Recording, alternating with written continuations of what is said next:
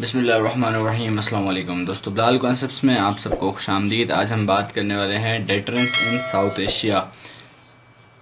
तो south Asia में आप लोगों को पता है कि इंडिया और पाकिस्तान जो है वो दो कंट्रीज़ आते हैं। तो अब हम सबसे पहले बात कर लेते हैं कि भाई, क्योंकि डेटरेंस आपको पता है एक थ्योरी है, ठीक है।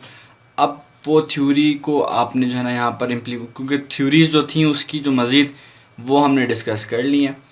अब हम क्या देख रहे हैं कि भाई साउथ एशिया में उसकी क्या इम्प्लीमेंटेशन है, ठीक है। Why India and Pakistan need nuclear weapons, ठीक है। अब सवाल ये है कि क्यों इनको ज़रूरत है। तो ये जो सबसे अच्छी एक्सप्लेनेशन देता है इसकी पूरे की, वो रियलिस्ट एक्सप्लेनेशन ही हमें मिलेगी, ठीक है। तो रियलिज़म की थ्योरी ही यहाँ पर अप्लाई होगी जब भी हम बात करेंगे डेटरेंस इन साउथ एशिया के बारे में, ठीक है। तो इंडिया क्या चाहता है, इंडिया चाहता है कि भाई हम चाइना को भी डेटर करें और पाकिस्तान को भी डेटर करें, क्योंकि दोनों ही जो है ना वो आपको पता है इंडिया के एक किस्म के राइवलरी हैं। लेकिन पाकिस्तान क्या चाहता है, पाकिस्तान चाहता है कि एसिमेट्रिक सुपीरियॉरिटी इन साउथ एशिया उसको मिल जाए। यानी कि एसिमेट यानी कि आपकी ताकत कम है और इंडिया की ताकत भी ज़्यादा है यहाँ पर, ठीक है। अब सबसे ज़्यादा ताकत यहाँ पे एशिया के अंदर जो है ना वो किसकी है, चाइना की है। और अब पाकिस्तान क्या कर रहा है, वो इंडिया के साथ जो है ना, क्योंकि पाकिस्तान की ताकत कम है यहाँ पर, तो वो फिर इतना जो है ना वो आपको पता है मिनिमम क्रेडिबल डेटरेंस जो होती है वो यहाँ पर मेंटेन करता है कि भाई ताकि इंडिया अगर अटैक करें तो वो ये सोच ले पहले से कि भाई पाकिस्तान के पास इतनी ताकत है कि वो मुझे भी जो है ना वो रिटेलिएशन में तबाह कर सकता है, ठीक है। उसके अलावा पाकिस्तान ने आपको पता है एसिमेट्रिक डेटरेंस इंडिया के साथ वो मेंटेन कर ली है, जिसको हम जो मिनिमम क्रेडिबल डेटरेंस भी कहते हैं, ये हमने यहाँ पे लिखा हुआ है। उसके अलावा बैलेंस ऑफ टेरर को भी मेंटेन किया है पाकिस्तान ने इंडिया के साथ, ठीक है।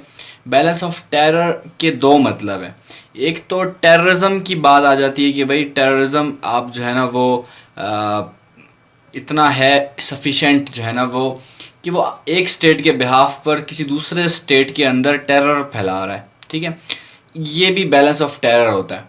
एक और बैलेंस ऑफ टेरर ये होता है कि भाई आपको ख़तरा है ना, आपको ये डर है कि भाई अगला बंदा जो है ना वो मुझे तबाह कर देगा, ख़त्म कर देगा। जैसे कि बैलेंस ऑफ पावर है ना, उसमें क्या होता है कि दोनों साइड जो है ना वो बैलेंस होती हैं पावर के लिहाज से। लेकिन ये बैलेंस ऑफ टेरर में क्या होता है कि ख़तरे के लिहाज से दोनों स्टेट्स जो है ना वो बराबर होती हैं। पाकिस्तान को भी पता है कि भाई इंडिया अच्छा खासा हमें जो है ना वो नुकसान दे सकता है और इंडिया को भी पता है। तो टेरर एक किस्म का जो है ना वो यहाँ पर बैलेंस हो जाता है। तो पाकिस्तान ने ये किया है। Minimum required threshold to destroy other states, तो पाकिस्तान ने एक थ्रेशोल्ड सेट किया कि भाई एक जो है ना लेवल होगा, उस लेवल तक हम जो है ना वो जो डिस्ट्रक्शन है इंडिया का अटैक है वो बर्दाश्त करेंगे, उसके बाद हम न्यूक्लियर वेपन्स का इस्तेमाल करेंगे।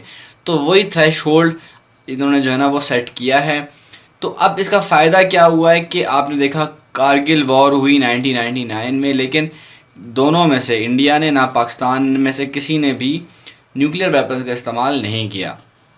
अब हम बात करते हैं द शेड्स ऑफ प्रोलिफरेशन, कि प्रोलिफरेशन जो हम करेंगे अगर इसकी, तो उसमें क्या क्या जो है ना वो पेचीदगियाँ आएंगी वो हम देख लेते हैं। प्रोलिफरेशन डिस्पाइट आफ्टर डेटरेंस, कि भाई जब डेटरेंस हो गई एक दफ़ा, ठीक है, आपने देखा अभी ख़तरा जो था वो एक किस्म का टल गया, अगले बंदे को ये एहसास हो गया कि भाई ठीक है इसकी भी पावर है, लिहाजा डेटरेंस हो गई।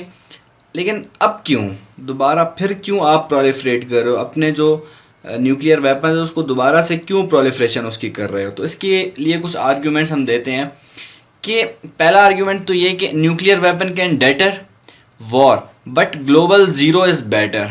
तो हम ये बात करते हैं कि ठीक है आपने जो है ना वो डेटरेंस तो मेंटेन कर ली है, अच्छी बात है, लेकिन अगर ग्लोबल ज़ीरो हो जाए यानी कि दुनिया से न्यूक्लियर वेपन्स ख़त्म हो जाएं तो ज़्यादा बेहतर है। वाई? बिकॉज, तो पहला इस बिकॉज का जवाब ये दिया है कि nuclear weapon possession is temporary and unstable. तो टेम्पररी क्यों है, क्योंकि अब आपको पता है न्यूक्लियर वेपन्स की जो हमने बात की थी ना 21st सेंचुरी में सिक्योरिटी की, कि अब जो है ना वो न्यूक्लियर वेपन्स के ऊपर जो है ना वो इतना फोकस रहा नहीं। अब क्या है, टेक्नोलॉजिकल एडवांसमेंट, इकोनॉमिक पावर, ठीक है, और आप अपने जो है ना अदर टेक्टिक्स को आप डेवलप करते हो, डिप्लोमेसी को आप डेवलप करते हो। तो अब न्यूक्लियर वेपन पोजेशन जो है ना वो एक किस्म की टेम्परेरी हो गई, टेम्परेरी जो है ना अब, और अनस्टेबल भी है। क्यों? क्योंकि ख़तरा भी तो बहुत है ना, टेररिस्ट के हाथ लग गया तो क्या होगा, अगर किसी जो है ना इंसर्जेंट्स या किसी रेबिलियंस के हाथ लग गया तो क्या होगा, तो लाजमी बात है वो तो फिर लिहाज नहीं करेंगे ना। पाकिस्तान तो चलो जो आपका IAEA है उसके मुताबिक जो है ना काम करता है, लेकिन जो है ना वो कोई अगर इंसर्जेंट या टेररिस्ट अगर उठा लेगा उस बॉम्ब को, तो वो तो फिर जो है ना अपनी मर्जी से उसको इस्तेमाल करेगा। तो third world can make a chaos during crisis. तो अब जो जितने भी ये थर्ड वर्ल्ड कंट्रीज़ हैं, जो डेवलपिंग कंट्रीज़ है आपके, इंडिया, पाकिस्तान, इस तरह के जो कंट्रीज़ हैं आपके, जो अब डेवलप हो रहे हैं आहिस्ता आहिस्ता, वो ये मुमकिन है कि वो जो है ना अगर उनके पास न्यूक्लियर वेपन होगा तो वो फिर जो है ना वो उनको समझ नहीं आएगी लड़ाई के टाइम पर, और वो फिर उल्टी सीधी हरकतें शुरू कर देंगे और एक क्योस जो है ना वो वहाँ पे शुरू हो जाएगा। तो इसकी मिसाल भी है कि 1987 में इंडिया ने, आपको पता है, ब्रास्टेक में एक्सरसाइजेस की थी, ये बात हम पाकिस्तान अफेयर्स में पढ़ चुके हैं। उसके बाद उसने कश्मीर के अंदर एस्केलेशन की 1990 के अंदर, ठीक है, लेकिन आपने देखा कि ये उसकी जो है ना वो एक वायलेंट मीन उसने इस्तेमाल किया और जो है ना हमें अपना जो है ना शो ऑफ करने की कोशिश की। लेकिन उसके बाद जो है ना आपको पता है कि पाकिस्तान ने जो है ना वो, यहाँ पे हमने 3 लिख दिया, कि पाकिस्तान ने फिर मिनिमम क्रेडिबल डेटरेंस जो है ना वो मेंटेन की, ये इंडिया के इस किस्म के क्योस को उसने काउंटर करने के लिए, ठीक है। दूसरी बात यहाँ पर क्या है, दूसरा आर्ग्यूमेंट क्या है, वो ये कि in non weaponized deterrence there is ambiguity. अब जो जहाँ पर जो है ना वो कुछ स्टेट्स ऐसे भी हैं कि जो कि हम समझते हैं कि भाई वो नॉन न्यूक्लियर स्टेट्स हैं, ठीक है, लेकिन फिर भी वहाँ पर एम्बिग्विटी है बिल्कुल।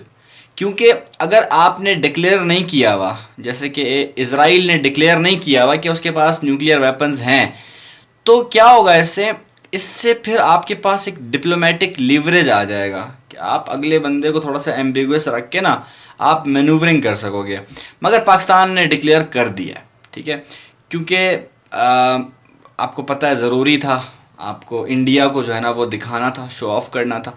तो पाकिस्तान ने अपनी जो पोजीशन है वो डिक्लेयर कर दी, और India has power to bankrupt Pakistan in arms race. तो पता चला कि इंडिया एक इकोनॉमिकली एक अच्छी, एक स्ट्रॉन्ग पावर है और पाकिस्तान को बैंकरप्ट कर सकती है। मगर फिर भी पाकिस्तान ने इसका जो हल निकाला है वो यही हल निकाला है कि आपने जो मिनिमम क्रेडिबल डेटरेंस है वो मेंटेन करनी है, यानी कि एसिमेट्रिक डेटरेंस इसकी जो है ना वो टाइप होती है। ठीक हो गया।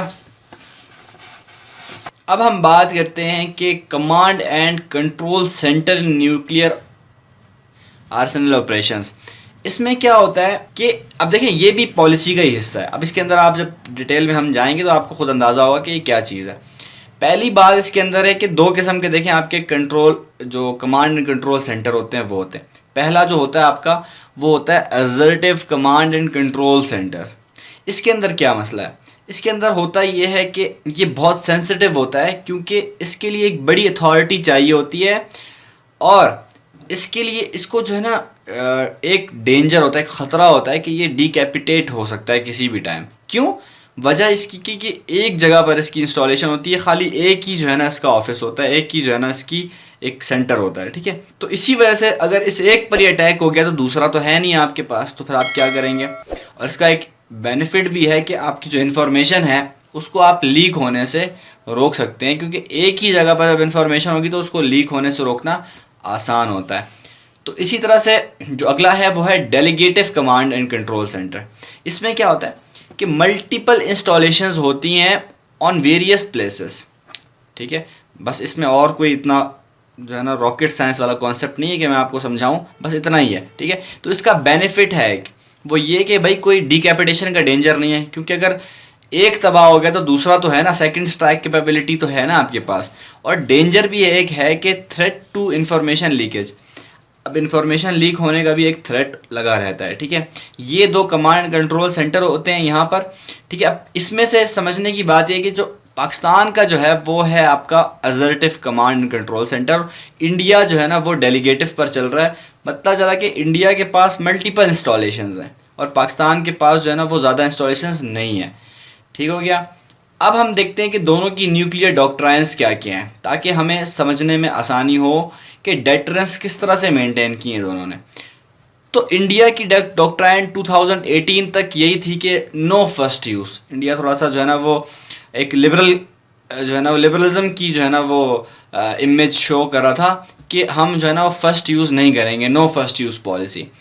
लेकिन 2019 में आपको पता है कि फिर कश्मीर के अंदर कुछ फड्डे परेशानियां हुई, उसके बाद इंडिया ने कहा कि भाई हम फर्स्ट यूज़ कर सकते हैं कश्मीर इशू के ऊपर, हम पहले मतलब फर्स्ट अटैक हमारी तरफ से हो सकता है।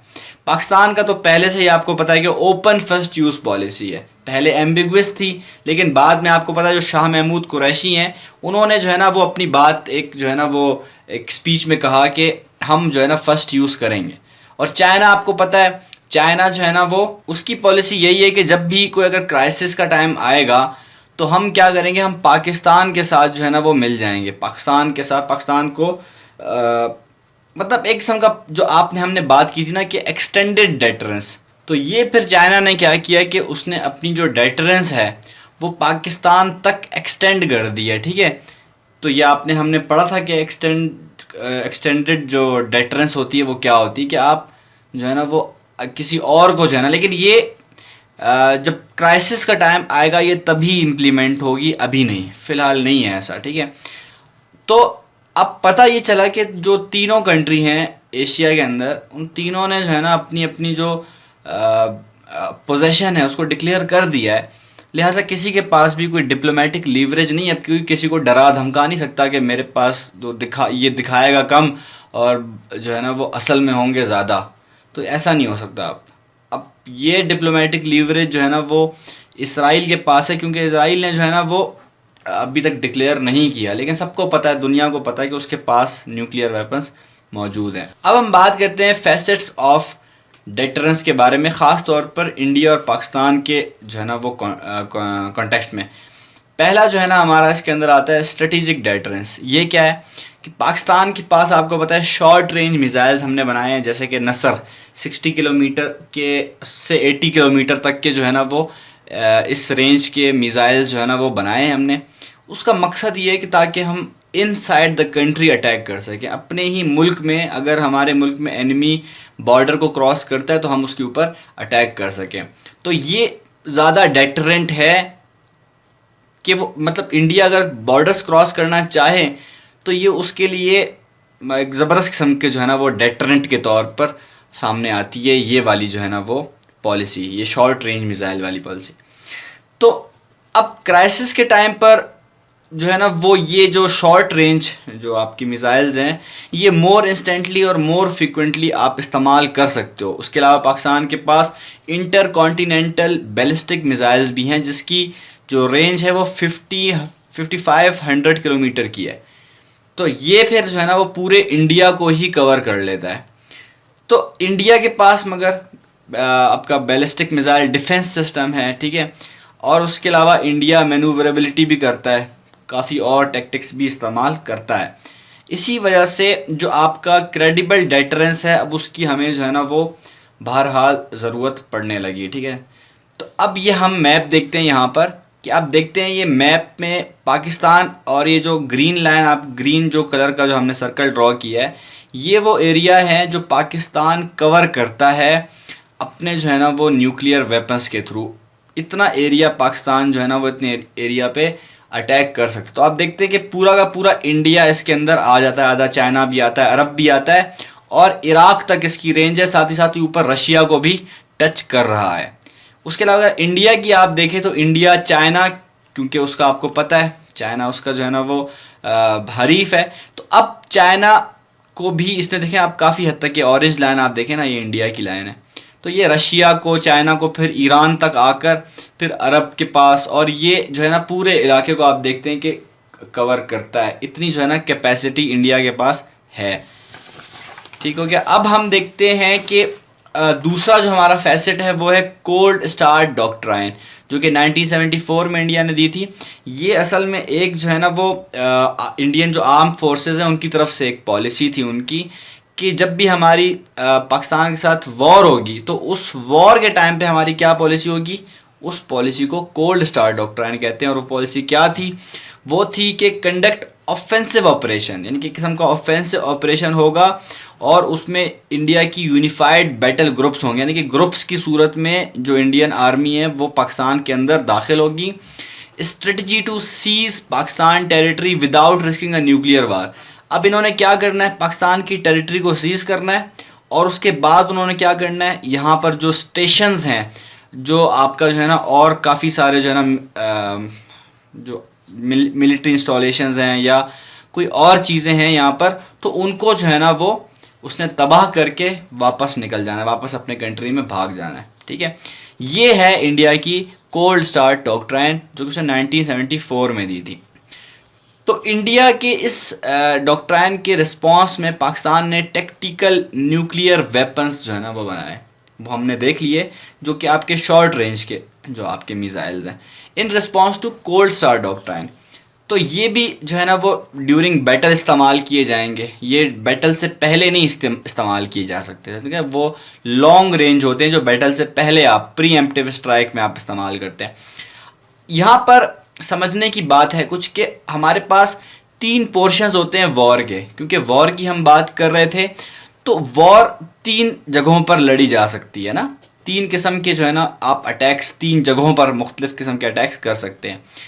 तो पहला होता है ऑपरेशनल, इसके अंदर मेजर ऑपरेशंस होते हैं, जैसे कि आपने देखा होगा इंडिया के अक्सर सर्जिकल स्ट्राइक्स जो वो ऑपरेशंस लॉन्च करता है, ठीक है।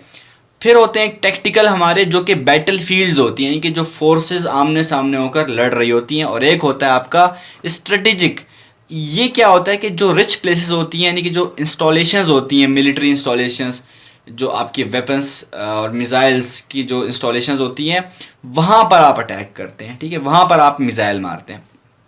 तो ये तीनों जगहों पर आप जो है ना वो ये अपने टैक्टिकल वेपन्स इस्तेमाल कर सकते हैं। स्ट्रेटेजिक न्यूक्लियर वेपन्स, ये लो यील्ड वेपन्स होते हैं, ठीक है, होते तो ये भी टैक्टिकल है, लेकिन ये लो यील्ड वेपन होते हैं। इसमें ये जो है ना आप ज़्यादा मोर फ्रीक्वेंटली और मोर विलिंगली यूज़ कर सकते हो, क्योंकि मिसाल के तौर पर अगर एक बड़ा बॉम्ब है उसका वज़न 100 के टन है और एक छोटा है उसका जो है ना 10,000 टन है, तो आप लाजमी सी बात है कम वज़न वाले को जो है ना ज़्यादा मरतबा चला सकते हो ना।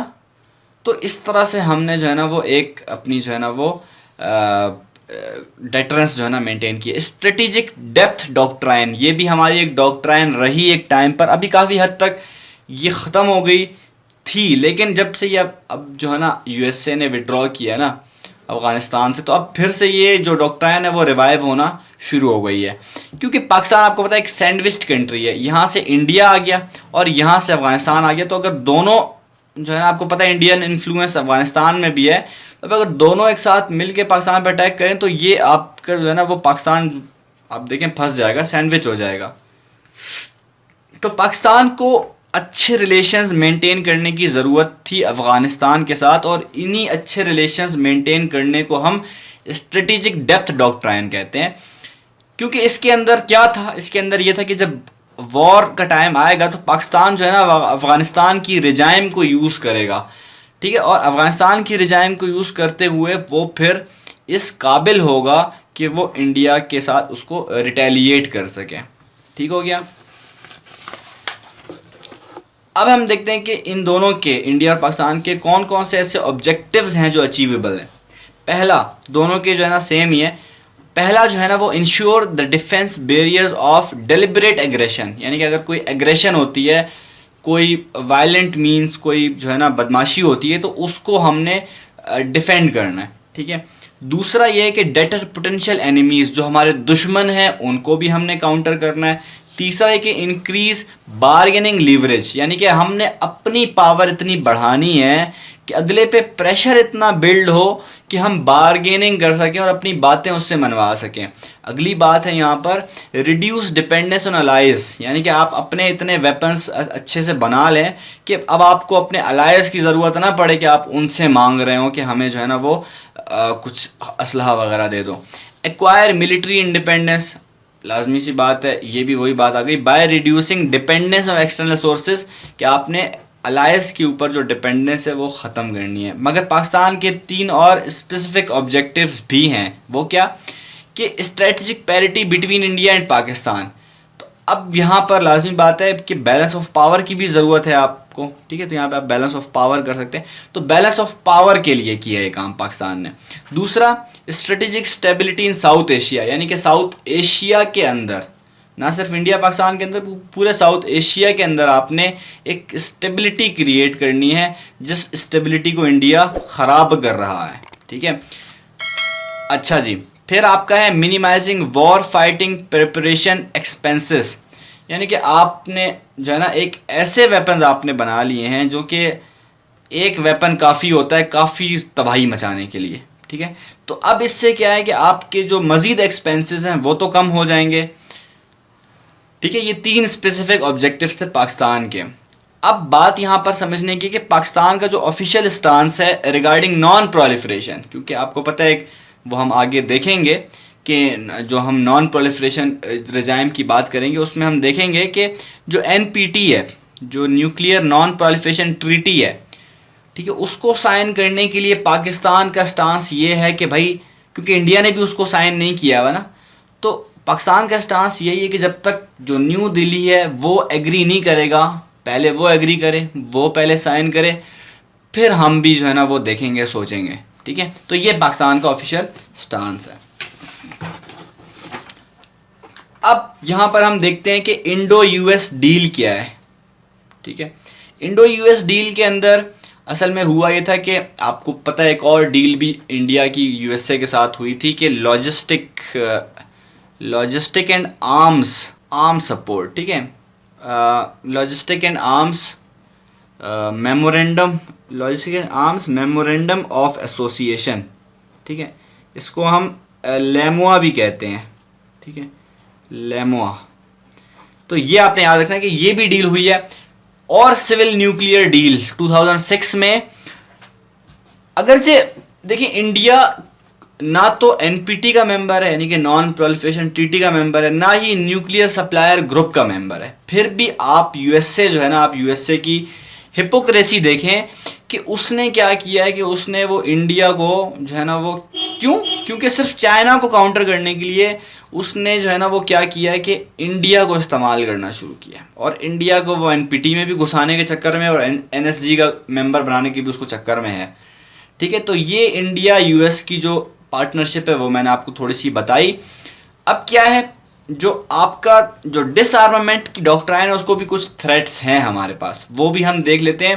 पहला तो ये कि डिलीवरी सिस्टम बड़ा मुश्किल है ना, आपको पता है कि न्यूक्लियर वेपन्स को डिलीवर करना कितना मुश्किल काम है। उसके लिए 3 जो है ना वो होते हैं कि एक तो बाय एयर होता है, एक बाय जो है ना आपका सी होता है, और एक आपका जो है ना वो बाय लैंड होता है, जिसमें लैंड में मिसाइल से फायर करते हैं, और सी में हमारे पास जो सबमरीन्स होती हैं, और एयरक्राफ्ट कैरियर से हम थ्रू दी एयर जो है ना हम वो डिलीवर करते हैं। तो ये डिलीवरी सिस्टम में काफ़ी मुश्किलात पेश आती हैं, पाकिस्तान के पास इतनी कैपेबिलिटीज़ भी नहीं है, ठीक है। और इंडिया आपको तीनों कैपेबिलिटीज जिसके पास होंगी उसको हम ट्राई एड कहेंगे, या आगे हम चीज़ें कॉन्सेप्ट पढ़ेंगे सारे के सारे। और जो जिसके पास ट्राई एड नहीं होंगी, 2 कैपेसिटी होंगी, तो बाय एड कहेंगे उसको। तो पाकिस्तान जो है ना वो बाय एड कैपेसिटी पे चल रहा है, ठीक है। और लेकिन ठीक है, कुछ ना कुछ पाकिस्तान ने भी ट्राई एड जो है ना वो कैपेबिलिटी मेंटेन करने की कोशिश की है, लेकिन वो इतनी इफेक्टिव नहीं है। लेकिन इंडिया की जो ट्राई एड जो कैपेबिलिटी है वो काफ़ी इफेक्टिव है, ठीक है। दूसरी बात क्या है, प्रोलिफरेशन ऑफ न्यूक्लियर वेपन। अगर आप डिसआर्मामेंट की बात करते हो तो और काफ़ी सारे स्टेट्स, अगर क्योंकि लाजमी बात है दुश्मन है बहुत सारे, अब एक स्टेट जो है ना वो डिसआर्मामेंट पे आ जाए तो दूसरा लाजमी बात है कि प्रोलिफरेशन के काफ़ी चांसेस बढ़ जाएंगे। वो अगला देखेगा कि यार ये बंदा तो चलो दब गया तो और दबाओ उसको, ठीक है।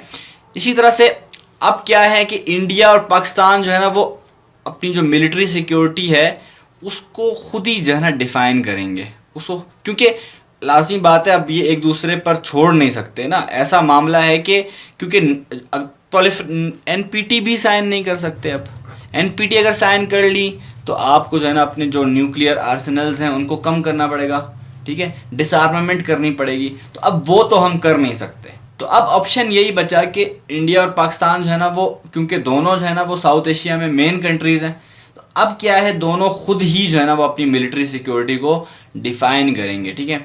इंडियाज राइजिंग थ्रेश होल्ड, ठीक है। क्यों कि इंडिया, आप देखते हैं कि जो आपका जो है ना एंटी बैलिस्टिक मिसाइल सिस्टम है वो इंडिया ने ले लिया है।